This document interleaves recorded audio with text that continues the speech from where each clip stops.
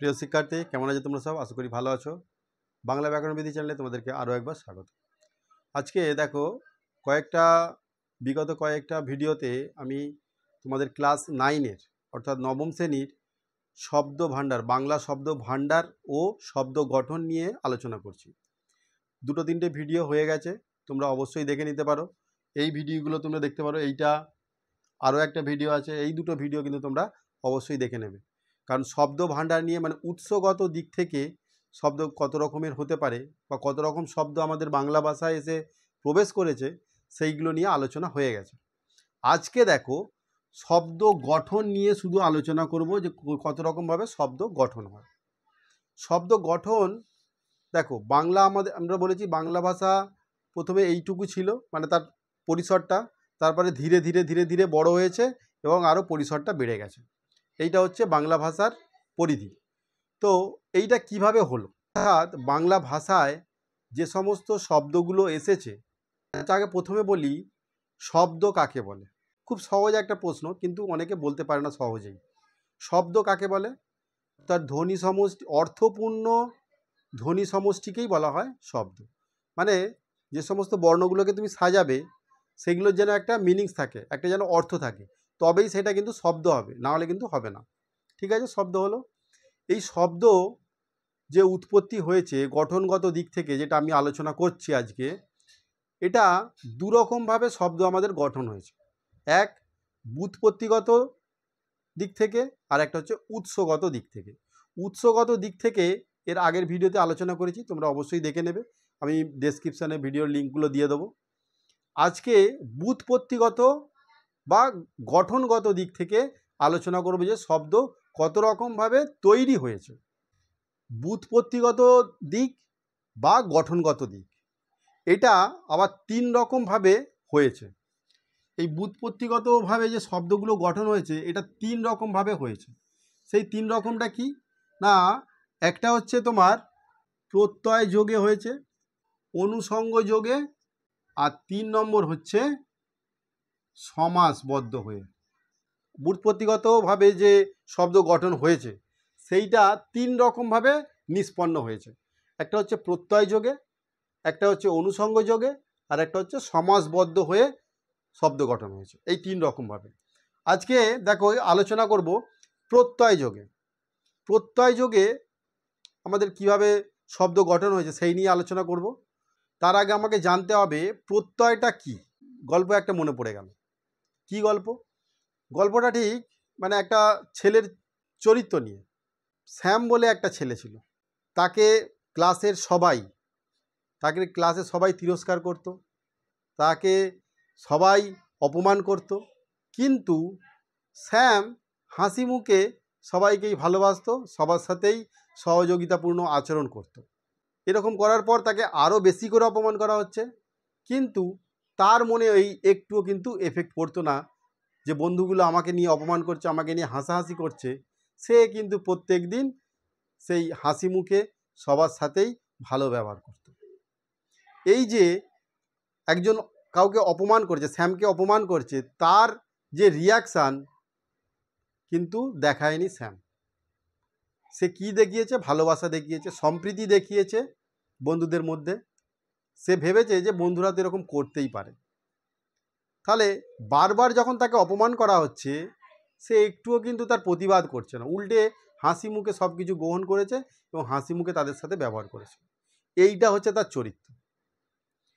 তাকে তুমি যতই মারো, যতই ধরো, যত অপমান করো, কিন্তু সে তার চরিত্র পাল্টাবে না।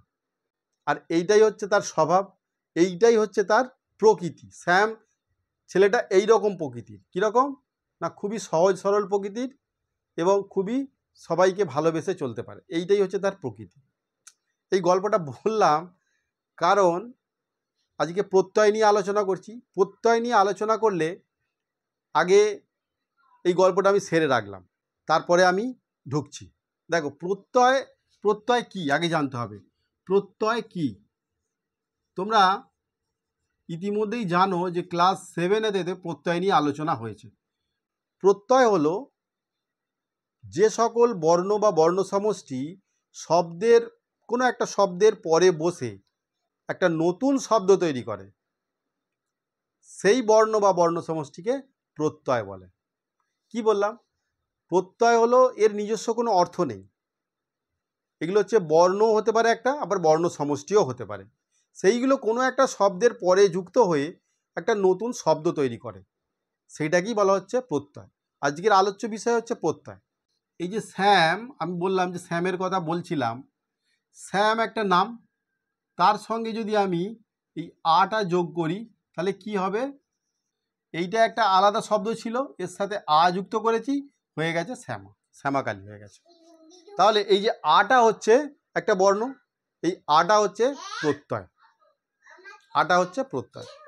বোঝা গেল? প্রত্যয়টা খুব সহজভাবে বোঝালাম। এইবার এই প্রত্যয় আবার দু রকমের হতে পারে। এই প্রত্যয়গুলো কাদের সঙ্গে যুক্ত হয়? দেখো, মৌলিক শব্দগুলোর সাথে কিন্তু যুক্ত হয় না।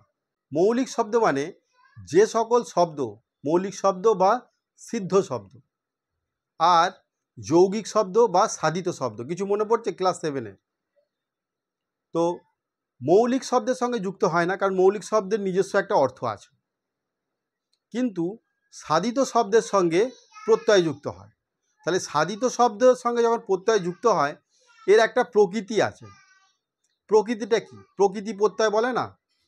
প্রকৃতিটা কি? প্রত্যয়ের যে প্রকৃতি সেইটা কি? সেইটা হলো, দেখো, ধরো সাধিত শব্দ, সাধিত শব্দ মানে কি না? যৌগিক শব্দ। তাহলে এই শব্দটা নাম প্রকৃতি হবে। এই শব্দটা হচ্ছে নাম প্রকৃতি। একটা হচ্ছে নাম প্রকৃতি।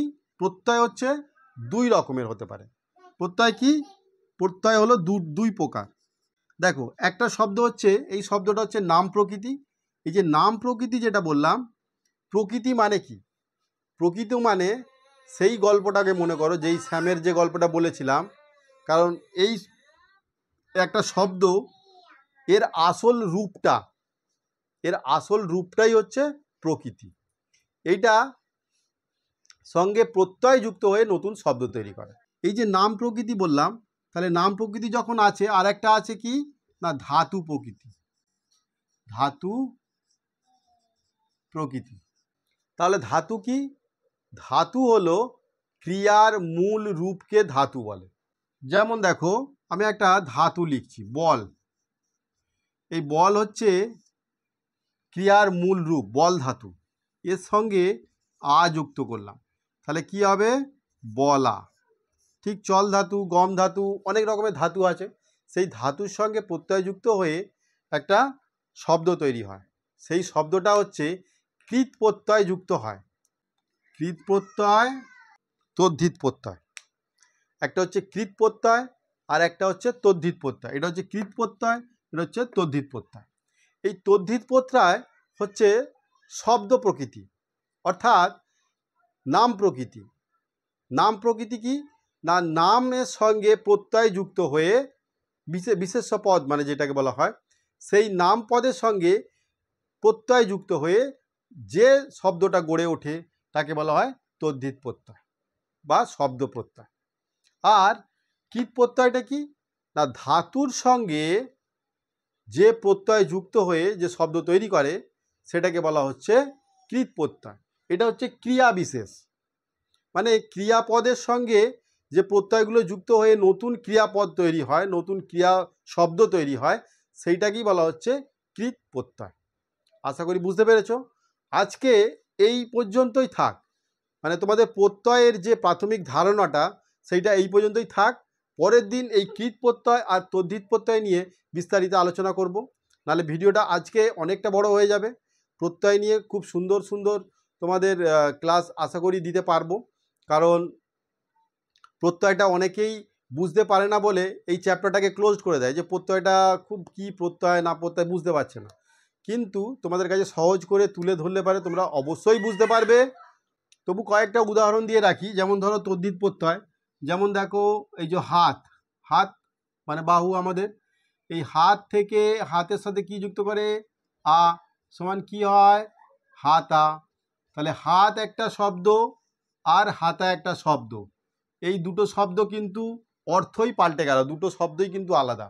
হাত মানে হচ্ছে বাহু, আর হাতা মানে হচ্ছে যে রান্না করার যে সমস্ত হাতা, চামচ, খুন্তি, সেই টাইপের একটা যে বস্তু, তাহলে এই আ প্রত্যয় যুক্ত হয়ে এখানে হাতা হয়ে গেল। যেমন দেখো তেল, তেল মাখো তো, তেলের সঙ্গেও যদি আমি আ প্রত্যয় যুক্ত করি তাহলে কি হবে? তেলা। বুঝতে পেরেছ? তাহলে এইভাবে কিন্তু এই যে বিশেষ্য পদ বা নাম পদ তার সঙ্গে এই প্রত্যয়, আর অনেক প্রত্যয় আছে, প্রত্যয়ের আলাদা আলাদা অর্থ আছে, কোন অর্থে কোন প্রত্যয় যুক্ত হয় সেই সব নিয়েও কিন্তু আলোচনা করব। চলো আজকের ভিডিওটা এই পর্যন্তই। থ্যাংক ইউ, ভালো থেকো সবাই।